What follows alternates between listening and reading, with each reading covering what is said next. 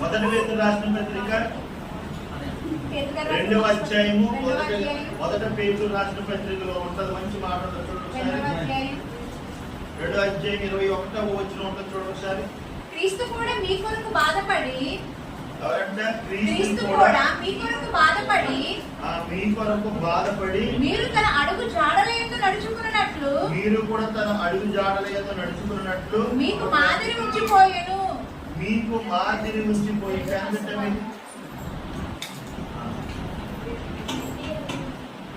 ఎంతమంది? 2వ అధ్యాయం 21వ వచనం. క్రీస్తు కూడా మీ కొరకు బాధపడి మీరు తన అడుగు జాడలయందు నడుచుకున్నట్లు మాదిరి ఉంచిపోయెను.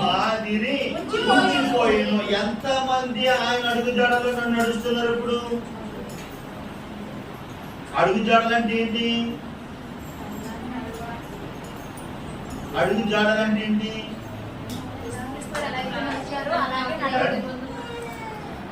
యేసుక్రీస్తు వారు ఎలా నడిచారో ఏమండి,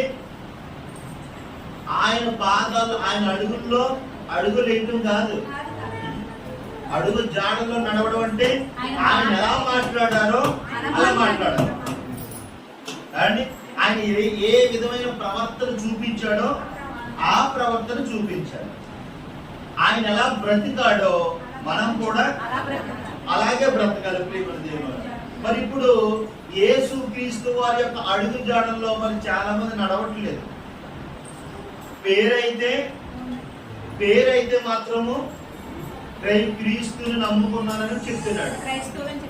కానీ పేరుకు మాత్రము క్రైస్తవులు, తీరు మాత్రము ఏమండి, తీరు మాత్రము అపవాది తీరు.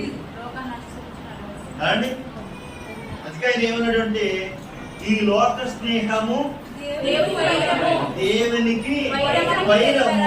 మరి లోక స్నేహాన్ని ప్రేమించే క్రైస్తవులుగా